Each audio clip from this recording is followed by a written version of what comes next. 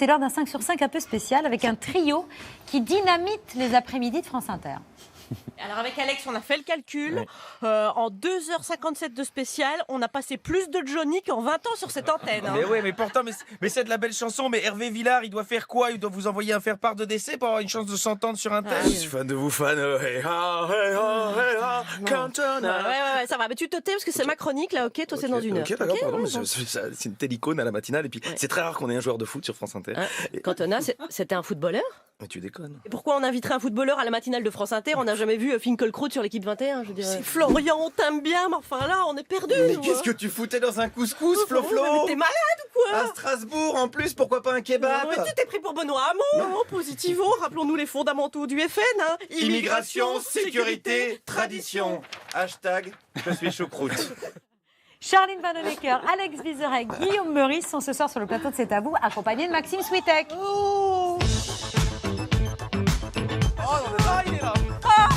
Ah, c'était émouvant. Salut Alex. C'est pas compliqué, c'est pas toche. Regarde comme il est beau, il s'en occupe bien. C'est dommage. Il s'en occupe bien, Salut, pardon, ça va bien? Il n'y a plus que Patou. Bah, c'est vrai qu'il y a Patoche, donc tout de suite ça attire. Nous ici on l'appelle Patou. Bonsoir à tous les trois. Bon, on a un cadeau pour Patrick Cohen. Ah. Ouais. C'est des antidépresseurs. Parce que la semaine prochaine, il y a les audiences d'Europe 1. Non, C'est des tout petits va bien. Très bien. à mettre sur un sucre. Et comme ça, vous allez aller beaucoup mieux. Tout va bien. Pas besoin de médicaments. Voilà, le talent suffit. Le Quelle talent méchanceté ce Vizorek, c'est fou. C'est vrai que Moi j'aurais jamais osé Patoche. Je sais Pas bien. de respect. Ça, t'as bon fond. si vous êtes là ce soir, c'est que lundi, vous serez, sauf Charline, sur la scène de l'Olympia, entouré de tous les humoristes de France Sauf moi Inter. aussi. Ah bon? Ouais, parce que Vous avez bien fait de Il n'y a venir plus tous les qu'Alex. Quelqu'un qui bosse. je me suis dit Ok. produit par du Montet dans la salle de Bolloré, je sais pas trop. Moi, c'est Je vais pareil. rester à la maison, je vais faire une tisane. Et j'envoie les Oui, copains. il y aura Alex. Oui, Il y aura j'y vais, Alex. bien Et sûr. qui d'autre? Frédéric Fromet, Guillermo Guise, Daniel Morin qui présente la soirée. Voilà. Dans un piano. excellent stand-up. On va revenir. Tout d'un coup, il y a trop d'allusions à l'actualité, on va y revenir. Juste, vous avez décidé d'abandonner le nom de votre émission. Oui. Si t'écoutes Janoutou, c'était caduc, forcément. On n'a pas abandonné, on a changé d'émission. On fait une toute nouvelle émission. Oui, oui, oui. Par C'est-à-dire qu'on a fait Jupiter. exactement comme Macron, en fait. On a gardé tout, mais on a changé le nom. Donc on a l'impression que c'est un nouveau truc, mais en fait, c'est révolutionnaire. Il vous inspire, Macron? Vous avez eu peur d'être moins inspiré que par ses prédécesseurs ou pas? Non, on a tout de suite vu que ça allait avait du très bien potentiel. nous arranger. Du potentiel. On a tout de suite vu le potentiel, le côté disruptif, win-win. Bah, Castaner s'est exprimé assez rapidement, donc on a été rassurés. Ça va le faire. On a un peu déçu du Mais changement. le- C'est pas contre vous. Mais Le on nouveau, aimait bien il est un peu malasse, le nouveau Castaner. il est mollasse? Ouais, on l'inviterait pas à un barbecue. Alors que Castaner, oui. Ouais, un peu chiant, un peu Sciences Po. Ah ouais? J, hein. Ça a quand même Ouais, été oui. difficile Voilà. de trouver vos marques au début, avec un paysage politique totalement renouvelé, ça c'est vrai. Oui, c'est vrai que tout notre théâtre politique est parti, donc ça nous a fichu un coup. perdu Juppé.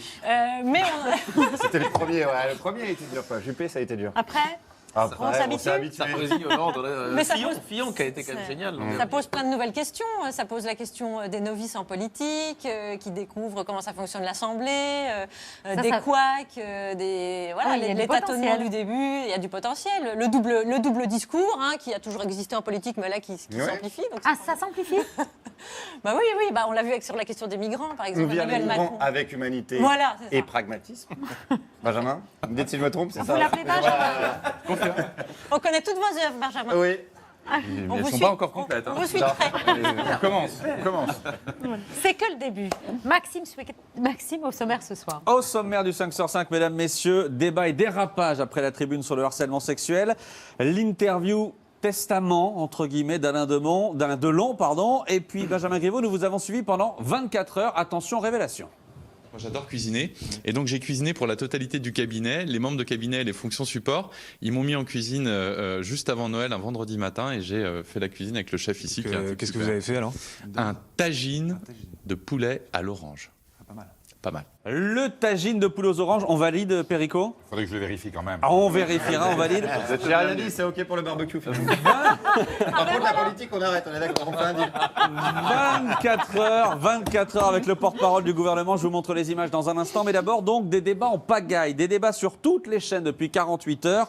Encore et toujours sur cette tribune signée notamment par Catherine Deneuve, tribune contre le mouvement Balance ton port. Des débats partout et tout le temps.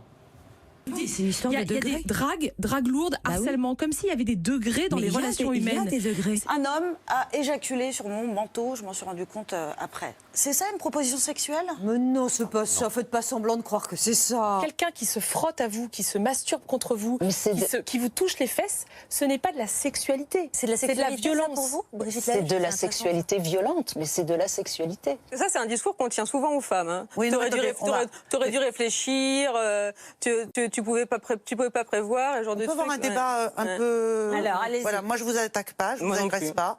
Je débat avec vous, je suis pas d'accord avec ce que vous avez écrit. Et forcément, à force de débattre, arrive ce qui devait arriver, le dérapage. Quand vous avez été victime de viol, vous jouissez moins bien, en fait, en général. D'accord? Quand vous avez été on peut jouir lors d'un viol, je vous signale. Alors, restons s'il vous plaît juste sur là l'aspect qui nous occupe. On peut jouir lors d'un viol. Phrase signée donc Brigitte Lahaie, animatrice radio, ex-star du porno et signataire de cette tribune. Comment vous accueillez ces mots, Benjamin Griveaux? C'est invraisemblable, donc je ne vais même pas commenter, mais j'ai suivi la tribune et je ne suis pas dans l'excès de moralisme. Mais quand on a aujourd'hui 9 femmes sur 10 qui, en région Île-de-France, disent dans les transports avoir été victimes d'une agression, qu'elle soit symbolique parfois, verbale ou physique, on peut continuer à ne pas vouloir voir, à mettre la poussière sous le tapis, à dire que ça n'existe pas, mais enfin on est dans le déni de réalité et donc... Enfin, ce que dit même pas commenter. Et qu'est-ce que vous allez prendre comme mesure? C'est ça qui nous intéresse en fait. L'idée de la police de sécurité du quotidien, c'est aussi ça, c'est-à-dire de remettre des policiers dans les quartiers, parce qu'il y a aussi des points de fixation où on sait que vous avez là, ça des rues, avec les quartiers, des en fait, endroits, y compris dans les transports, y compris dans les transports. Et c'est ça qui est un élément important. Et puis, il y a la question aussi de la verbalisation, parce qu'aujourd'hui, quand vous faites ça, c'est pénalisé et en gros, vous finissez jamais au tribunal. Ça finit par un rappel à la loi au commissariat, en général relativement light, et il ne se passe pas grand-chose. Donc je pense qu'il faut passer à un phénomène de verbalisation très dur, immédiatement, pour ne pas renvoyer à 3 mois, 6 mois, 10 mois, et où en fait, il n'y a pas d'exemplarité de la sanction, parce que la sanction ne vient jamais. Donc ça, c'est prévu pour quand? Et bien ça, je suis venu pour demander les comptes. C'était dans le projet du président de la République et il ne vous aura pas échappé qu'on a une mauvaise habitude, c'est qu'on essaie de mettre en place ce projet sur lequel on a été élu. Alors je précise une chose, c'est que les autres signataires de la tribune se sont désolidarisés aujourd'hui de Brigitte Lahaie après cette déclaration. Il y a d'autres mots que je voulais vous faire commenter, vous soumettre, Benjamin Griveaux. Ce sont ceux d'un de vos collègues du gouvernement, le patron de La République En Marche, Christophe Castaner. La vraie difficulté, c'est qu'à un moment donné, moi j'ai toujours peur de la standardisation des comportements, du modèle unique de comportement, une sorte d'américanisation que l'on connaît où jamais un homme aujourd'hui peut prendre un ascenseur avec une femme. On en est là? Non, je crois pas qu'on en soit là. Je crois pas qu'on en soit là. D'ailleurs, c'est pas souhaitable et personne ne le souhaite. Je crois pas que dans celles qui ont répondu à la tribune du Monde, aucun ne souhaite qu'il y ait une standardisation, qu'on puisse plus parler, qu'il y ait des distances de sécurité, etc. Personne. Mais que cette bataille culturelle, elle a été perdue parce qu'on ne l'a pas conduite depuis de très nombreuses décennies dans notre pays, parce qu'il y a un modèle patriarcal. Il y avait un modèle patriarcal notamment dans les entreprises, notamment dans le monde du travail, mais pas que. Cette bataille culturelle, il faut la conduire. Et c'est pas, je vais vous dire une chose, si on pense qu'en faisant une loi, on va régler ce problème-là, c'est pas vrai. Regardez la loi sur la parité, on l'a votée il y a 20 ans, c'était 97, 20 ans plus tard, si vous n'avez pas un changement de comportement des partis politiques qui présentent aux élections dans des circonscriptions gagnables des femmes, vous pouvez toujours présenter 50% de femmes, 50% d'hommes. Si vous mettez les femmes dans les circonscriptions pas gagnables, vous n'avez pas de femmes députées. C'est ce qui était le cas. Donc c'est bien la loi, mais c'est aussi des batailles culturelles et c'est l'état d'esprit, c'est le job des citoyens, des médias, des politiques, des associations. Mais là, Castaner, il parle des États-Unis et c'est une vraie fake news en fait. C'est-à-dire qu'il dit que... Non mais c'est vrai, il faut réécouter l'extrait en entier. Il dit qu'aux États-Unis, les hommes peuvent plus prendre l'ascenseur avec les femmes, ce qui est faux en fait. Donc vous luttez contre les fake news. Sauf que dans plein d'entreprises, c'est obligatoire, c'est dans le règlement. Oui, mais c'est pas dans la loi. La loi américaine.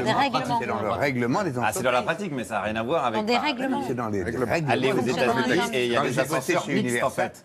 Non. Mais c'est pas parce que vous allez me sortir un exemple ou deux ou X. À New York, que tu ne pouvais pas monter à deux, un homme et une femme. D'en faire une généralité, c'est pas vrai. Bon, on va avancer. On avancerait dessus. Charline Vanhoenacker, vous êtes entrée à votre manière dans ce débat ce matin. Vous vous êtes mise dans la peau de l'une des signataires de cette fameuse tribune, en l'occurrence Elisabeth Lévy, dont on connaît, disons, le langage un peu musclé. Et ce matin, donc, sur Inter, ça donnait ça. Alors je réécris une nouvelle tribune intitulée Réhabilitons DSK. Un homme injustement sali. Et pourquoi ? Pour avoir simplement exercé sa liberté d'importuner. Importuner une femme qui a fait une belle connerie, parce qu'elle est peut-être passée à côté d'un bon moment, qui l'aurait peut-être un petit peu décoincé. Une femme qui est peut-être passée à côté d'une belle histoire. Alors excusez-moi, mais je rajouterai un dernier mot si vous me laissez finir. C'est pour que la France devienne le Venezuela de la drague, ce sera sans moi. Allez viens Bruno, on se casse. Merci. Réhabilitons DSK, c'est votre manière de répondre à la tribune? Bah oui, parce que quand on lit cette tribune, on trouve ça tellement énorme qu'on se dit bon, alors allons plus loin. Parce tant qu'à faire, tant qu'à faire, faut aller toujours plus loin. Je pense pas que Catherine Deneuve veuille réhabiliter DSK. Je suis désolé, j'ai ri. J'ai pas parlé de Catherine Deneuve, on est d'accord. J'ai parlé d'Elisabeth Lévy. Oui, mais bon, enfin, je pense pas que cette tribune veuille la réhabilitation de DSK. Mais vous Elle êtes veut une excellente réhabiliter Non, mais on est dans un débat. On est débat dans un. C'est de la rigolade, c'est de la blague, c'est du second degré. Mais j'ai adoré. D'accord. Donc, non, mais à chaque fois qu'on se dit comment aller plus loin, après, j'entends ce que dit Brigitte Lahaye, elle est encore allée plus loin. Donc, c'est une surenchère incroyable. Et c'est ça que vous avez dénoncé c'est ce le matin. vrai rouge à lèvres d'Elisabeth Lévy. Oui, un peu ripé. Vous l'avez fait au volant, quoi. C'est 3 points de permis. Dans le 5 sur 5 de ce soir, un tuyau. Si vous avez le moindre problème, la moindre question à poser au porte-parole du gouvernement, je vous donne son adresse. 101 rue de Grenelle, Paris 7e. Vous confirmez, Benjamin Griveaux? Je confirme.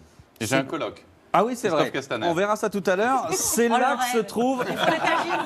C'est là que se trouve votre ministère. Nos reporters Arthur Charon et Stéphane Chatour vous ont suivi hier. Ministre plutôt ponctuel, d'ailleurs, je dois dire, une petite dizaine de minutes dans la salle d'attente pour Arthur, façon dentiste. Puis l'entrée dans votre bureau. Vous étiez en train de régler les détails de votre déplacement à Lyon. Bonjour, monsieur le ministre. Bonjour. Je suis accueilli par le maire de Lyon pour la soirée. Je fais 10 minutes max.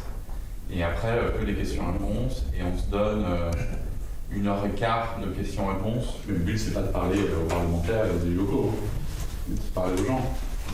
Il y a beaucoup plus d'inscrits qu'à la dernière fois, c'est ça qui me. Il y a beaucoup plus d'inscrits que la capacité de la salle. Que la capacité. Alors, le train, il part à. Donc, on part d'ici à 14h35. 35. Bien chef. À cheval. À cheval, mais avant de partir à Lyon, une petite visite de votre bureau. On y a vu un coq bleu posé sur le bureau. Donc, on a vu une copie du manuscrit de la Marseillaise. La photo d'Emmanuel Macron juste au-dessus de votre fauteuil. Vous êtes vraiment obligé, ça? C'est la tradition qu'on ait le portrait du président de la République dans le bureau. Et donc, voilà, il a un regard bienveillant. Oui, juste au-dessus. Il vous surveille. Et on a trouvé aussi une photo de vous. Ça, c'est votre côté totalement mégalo? Il y a une photo de vous dans votre bureau. C'est la photo que m'ont offert les équipes pour mon anniversaire, parce que j'ai fêté mes 40 ans le 29 décembre. Et donc, ils m'ont demandé, de cuisiner pour les équipes, et deux, ils m'ont offert cette photo-là, voilà, qui montre que les ministres sortent tard, parce que c'est sur le pont de la Concorde. Voilà. Et vous avez toujours des vues sur la mairie de Paris? On voit qu'il y a la Tour Eiffel. J'étais sûr que la question viendrait. Le symbole, on a attendu quand même. Je suis élu de Paris, donc je m'intéresse toujours à Paris par définition. Et deux, là, je sors de l'Assemblée, c'était pendant le projet de loi de finances, on a passé du temps. Il y a une comète. Il y a une comète, Il y a une comète de campagne. S'il devait y avoir une affiche de campagne, je suggère au putatif candidat, quel qu'il soit ou quelle qu'elle soit, de qu'on voit face. son visage. C'est mieux. Je suis pas sûr que ce soit le. Non, ça dépend des. Direction Lyon. Donc, vous étiez hier pour répondre aux questions de citoyens. On va en parler. Mais avant d'arriver, passage obligé, l'interview wagon-bar. Il y a une question que vous redoutez? Vous êtes au point sur tous les sujets. Et la question que vous redoutez. Et je vais vous dire, il faut toujours faire l'exercice avec un petit nœud dans le ventre. Là, je suis au bar avec un carré de chocolat et souriant, mais le jour où on n'a plus l'appréhension et un peu d'angoisse, je pense qu'on ne fait pas bien l'exercice. Donc il n'y a pas une question que je redoute plus que d'autres, non. Une petite pointe de trac, vous arrivez à la préfecture pour ces rencontres du porte-parole, c'est comme ça que ça s'appelle. Vous avez décidé d'aller régulièrement à la rencontre des Français, 300 personnes dans la salle, on va les voir. Mais avant de démarrer, vous les mettez en garde tout de suite. Vous souriez, mais pas complètement. C'est pas question pour un champion, je suis pas monsieur je sais tout, et donc si vraiment vous voulez me coller, vous pouvez vous faire le porte-parole du gouvernement, ce sera retransmis, vous aurez votre quart d'heure warolien. Je traduis, n'essayez pas de faire les malins, c'est ce que vous dites? Non, mais je leur dis que moi je suis là pour essayer d'expliquer, de faire de la pédagogie, et que évidemment s'ils ont des sujets hyper techniques, et il arrive parfois que vous ayez des représentants d'associations ou autres qui sont des sujets Bourdin, des fois dans la salle qui se glisse. Elle fait le ticket de métro en 42. Et il a fait des petits. Et donc, effectivement, on a parfois des questions hyper techniques. Donc là, je leur dis, voilà, je transmettrai au ministre concerné, je m'engage à apporter une réponse, mais l'exercice, c'est pas celui-là. Et en général, ça arrive assez peu finalement. Les gens ont des questions, et il y a des questions qui ne sont pas dans l'actu. On va les entendre, ça part dans tous les sens. Regardez. Comment, par exemple, dans Vénissieux, faire en sorte d'être une ville d'expérimentation sur le logement? Quelles solutions le gouvernement va-t-il mettre en place pour améliorer la santé et les conditions de travail des soignants? Il y a 2 mois de cela, nous avons posé une question au gouvernement qui était de savoir s'il pouvait nous aider sur la transformation de camions frigo en abri d'urgence pour les sans-abri. Quels sont les équilibres que vous allez défendre pour la politique du droit d'asile? Est-ce que la flat tax sera appliquée à la crypto-monnaie? On a aussi entendu parler de Macron qui allait partir en Iran, rendre visite à M. Rouhani. On aurait aimé savoir, mon associé et moi-même, comment participer à cette délégation. Eh ben voilà, ça part dans tous les sens. Je vous l'avais dit, même chose pour la réponse. Un porte-parole a réponse à tout, ou presque. Et sur ce sujet de la laïcité, on n'a pas une position molle sur le service national là-bas. Sur les cadeaux aux entreprises, vous évoquiez l'article du Monde sur l'A45, sujet local mais qui résonne un peu au niveau national. Sur les agents à Vénissieux, là j'avoue que je ne suis pas en mesure de vous dire pourquoi est-ce que le Pôle emploi de Vénissieux a supprimé 12 agents, parce que vous conviendrez que c'est un sujet un peu local. Vous avez séché sur Vénissieux, voilà. Question. En tout cas, la mairie de Vénissieux, c'est baisé. Question importante. Comment vous ont trouvé celles et ceux qui vous ont interrogé hier soir? On regarde. Alors, satisfaite de cette rencontre? Je trouve que c'est une excellente initiative. Ça permet effectivement un contact entre le gouvernement et des populations avec des gens objectifs. C'est constructif, avec un responsable public qui est tout à fait, on va dire, ouvert. Échange constructif, très au point, jeune, un certain dynamisme, assez franc aussi. C'était clair, c'était net, c'était précis. Voilà, et puis ça correspondait véritablement à ce que j'attendais. Très honnêtement, il est bon. D'abord, il a une compétence pour répondre à l'ensemble des dossiers. C'est impressionnant parce que le mec, il y a 4 séries de questions et il les fait toutes à suivre. Je trouve qu'il est charismatique, notre homme. Il est très simple, il a une bonne tête, comme on dit. Benjamin Griveaux, superstar. Mais là, pardon, vous les avez payés pardon, Vous faites du public reportage Attendez, il y a le deuxième volet. Il y a le maire, Il est fort, il est fort. Il y a un tout petit hic dans cette affaire. Il y a une autre question que nous avons posée à ces personnes que vous venez de voir, une question très importante. Militante de La République En Marche? Oui, ouais, depuis un petit moment déjà. Vous êtes militant de La République En Marche? Oui. Je suis adhérente, mais pas militante au vrai sens du terme. Enfin, je suis ça de très près. Oui, je suis militante. Militante non, mais sympathisant, disons. Vous avez une étiquette ou pas? Politique? Aucune. Vous êtes militante En Marche ou pas? Tout à fait. Vous êtes militant, vous, de La République En Marche? Ah non, pas du tout. Vous êtes militant d'En Marche? Non. Je suis militant, je suis marcheur depuis la campagne présidentielle. Il y a quand même beaucoup de militants. Bien sûr. Il y en a, pas que, mais il y en a quand même. Il n'y en a pas que, mais il y en a beaucoup quand même. Mais il y en a. Il y en a beaucoup. Moi j'ai dit il y en a beaucoup. Il y avait 816 inscrits, me disait le préfet, on avait 300 places. Il y avait quelques élus, parce qu'il y a les parlementaires, il y a les quelques élus locaux qui étaient là, parce que quand en général il y a un membre du gouvernement qui se déplace, les élus sont présents. Et moi je tiens à ce qu'il n'y ait pas que des sympathisants ou des proches, que vous ayez des gens qui soient proches de vous qui viennent vous voir, ça c'est pas normal. Mais il y a des gens, la première question qui a été posée par Martine, si ma mémoire est bonne, elle n'est pas vraiment militante En Marche, et puis on a eu des questions difficiles, et y compris, je vais vous dire, il y a des gens d'En Marche qui ont posé des questions qui étaient dures. Sur la question du pouvoir d'achat. Non mais ça me fout des frissons dans le dos, cette histoire. Des gens, parce que au fond, on a hâte. Au fond, ils retranscrivent aussi les impatiences sur la question du pouvoir d'achat. La question qui a été posée par quelqu'un qui, je crois, était de Vénissieux. C'était une marcheuse. D'ailleurs, elle l'a dit quand elle a commencé son intervention. La question n'était pas tendre vis-à-vis du gouvernement. Donc, on a aussi des marcheurs exigeants. Mais comment ils sont sélectionnés? Ils sont sélectionnés ou il y a des... Non, en fait, les gens s'inscrivent parce qu'il y a une obligation. En fait, c'est les premiers qui s'inscrivent qui vont à la préfecture. C'est sur la page Facebook. Faut mettre la CGT sur le coup, là. C'est quand la prochaine fois? Ça va être plus animé, je pense, la prochaine fois. Était à Tours, parce que c'était la première fois que j'ai fait ça, c'était à Tours. Ils sont venus, mais ça a été des échanges courtois, on n'est pas d'accord. Le but du jeu, c'est pas de convaincre, le but du jeu, c'est d'expliquer ce qu'on fait. Moi, mon objectif, c'est pas que tout le monde ressorte en criant vive le gouvernement, mais c'est simplement qu'on explique ce qu'on fait et puis qu'après les gens se fassent leur opinion. On l'a vu, vous devez avoir à peu près réponse à tout, vous devez bien choisir vos mots, mais alors là, j'ai peut-être 2 conseillers pour vous. Guillaume Meurice, Charline Vanhoenacker, on vous a régulièrement entendu sur Inter pendant la campagne présidentielle, vous qui aviez lancé cette petite agence de com, Paulcom, vous étiez Clémentine, excellente. Vous étiez Jean-Mathieu, et à l'époque, c'est le bon temps, Patrick. Vous aviez les candidats à la présidentielle. Salut Benoît. Salut Ben. Alors on s'est penché sur ton cas parce que t'es pas encore hyper bien identifié comme produit. Faut dire que personne s'attendait à ton élection, même pas toi Ben, on le sait. Ouais, t'avais déjà réservé avril-mai au club vacances des joyeux Marsouins de Saint-Malo. Et maintenant nous en tant que communicants, on a du taf.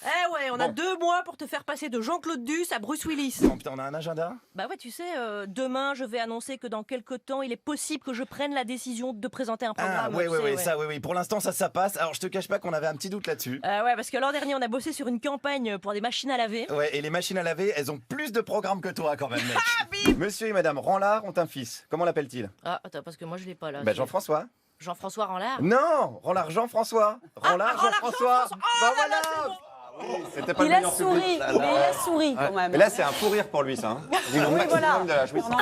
Ça, moi, sur une échelle de Richter. Pas Pas évident cet exercice quand même. Non, on kiffe nous. Il y a une anecdote sur cette chose. Quelle que soit la réaction. Charline, elle m'envoie le texte la veille pour me dire qu'est-ce que t'en penses ça. Et elle voulait pas mettre. Enfin, elle avait mis dans ses chutes à elle. Cette fin là avec le jeu de mots avec Jean-François et elle me dit ça c'est pas terrible, je dis évidemment putain regarde.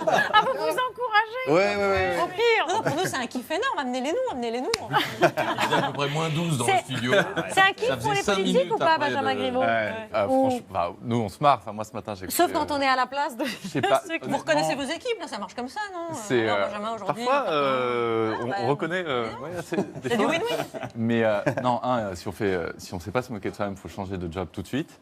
Et puis 2, c'est vital. Fillon, il a changé. Voilà, moi j'ai grandi. il a changé. Moi j'ai grandi avec les Guignols et puis avec après les chroniques et voilà, ça fait partie de notre culture politique. Enfin, je crois que pour ma génération, c'est pas un sujet. On est content de vous recevoir déjà. Vous êtes prédisposés, c'est cool. On n'a pas fini avec Maxime, mais on vous remercie tous les 4. Merci Benjamin Griveaux et puis merci à tous les 3. Donc lundi sur la scène de l'Olympia à partir de 20h, Alex Vizorek, entouré des humoristes de France Inter, donc sauf Charline et sauf Guillaume Meurice. Mais on vous écoute sur France Inter 17h du lundi au vendredi par Jupiter. Merci Pierre Golégas d'être venu sur le plateau de C'est à vous.